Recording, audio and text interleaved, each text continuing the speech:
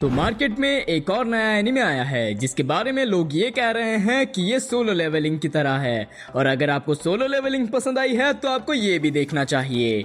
But मैं कहना चाहूंगा कि चलो इसके बारे में थोड़ी जानकारी या थोड़ी सी चर्चा की जाए। तो दी एंजल्स नेक्स्ट डोर स्पॉइल्स मी रोटेन के सीजन 2 के बारे में भी हम थोड़ी सी चर्चा करेंगे।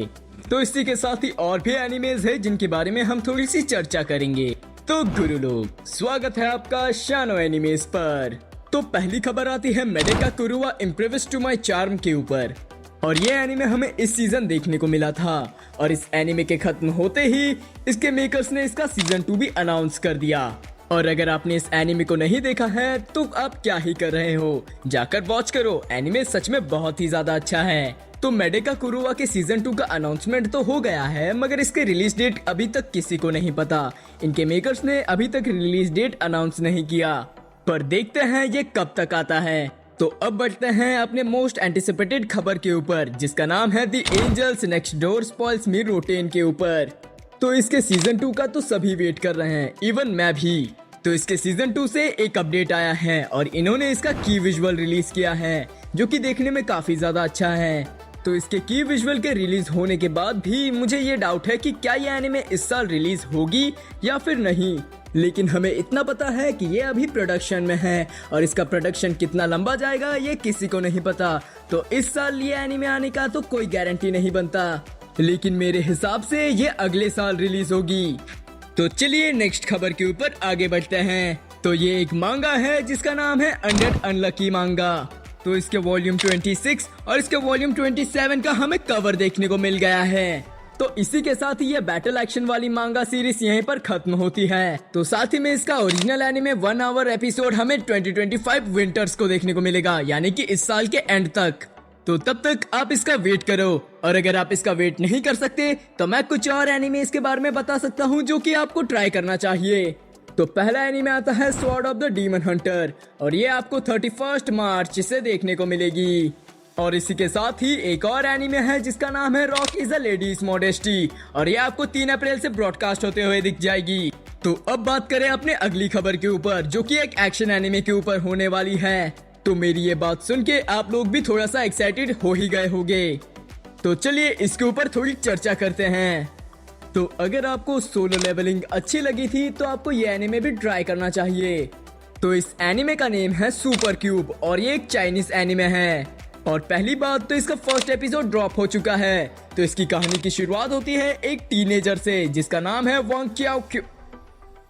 यार ये चाइनीज नेम भी लेना बहुत ज्यादा मुश्किल है, जिसका नाम है वांग शाओशियो, कुछ यही नाम था उसका। तो हम इसे वांग के नाम से ही बुलाएंगे। तो अपना जो वांग होता है वो अपनी एलिमेंट्री स्कूल से ही एक लड़की को पसंद करते हुए आता है, जो यहाँ पर काफी खूबसूरत तो है ही, लेकिन जब बात ये आती है कि वो आपको प्रपोज कर दे तब आपका क्या रिएक्शन होगा। तो शेनयाओ उसे प्रपोज कर देती है और हाँ, वो जिस लड़की को पसंद करता था उसका नाम शेनयाओ है। तो अपना जो मेन कैरेक्टर होता है वो थोड़ा सा पगला सा जाता है, उसके मन में थोड़ी सी खुशी जाग जाती है, लेकिन ये खुशी कुछ लोगों को देखी नहीं जाती और वो मुझे भी पता है। तो कुछ लड़कों को वांग की खुशी बर्दाश्त नहीं होती और वो उसे पीटने लगते हैं। और पीटते क्यों हैं ये तो आपको पता ही है, शानयाओ के लिए, क्योंकि इनको लगता है कि शानयाओ जैसी लड़की इस लड़के को क्यों ही पसंद करेगी जो कि इतना फटीचर सा है। और ये कमीने एक गलत काम कर देते हैं, वो है शानयाओ को कॉल कर इसको पिटते हुए दिखाना। और अपना वांग सोचता है कि उसे सुसाइड कर लेना चाहिए और ये ब्रिज से कूदकर अपना जान देने की कोशिश करता है। और जब वो ब्रिज से कूदकर जब पानी में गिरता है तब वो सोचने लगता है कि अगर वो शानयाओ को नहीं बचा सकता तो वो आगे की जिंदगी उसके साथ कैसे जिएगा। एंड जब वो पानी में गिरता है तब उसे एक चमकती हुई क्यूब दिखती है एंड वो उसके अंदर चली जाती है एंड उसे एक अलग ही जगह टेलीपोर्ट कर लेती है। एंड वो उससे बताता है कि वो अब से उसका होस्ट बन चुका है। और इसी के बाद ही अपने मेन कैरेक्टर के ऊपर पावर्स आ जाती हैं। इसे आप जिन्वू के सिस्टम से कंपेयर कर सकते हो, जहां पर उसका सिस्टम उसे स्ट्रॉन्ग बनने पे हेल्प करता है और इसका क्यूब भी इसे स्ट्रॉन्ग बनने पर ही हेल्प करता है। तो अपना जो वांग है अब वो किंग बनने जा रहा है। तो मैं ये कहना चाहूंगा इस एनिमे का कंसेप्ट कुछ ज्यादा ही बेहतर लग रहा है मुझे। बट देखते हैं कि ये क्या बवाल मचाती है।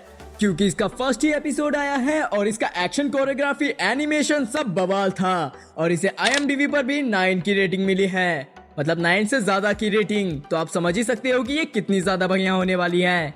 तो जाओ देखो और मजे करो। तो तब तक के लिए बाय मेरे दोस्तों, मिलते हैं एक और वीडियो में।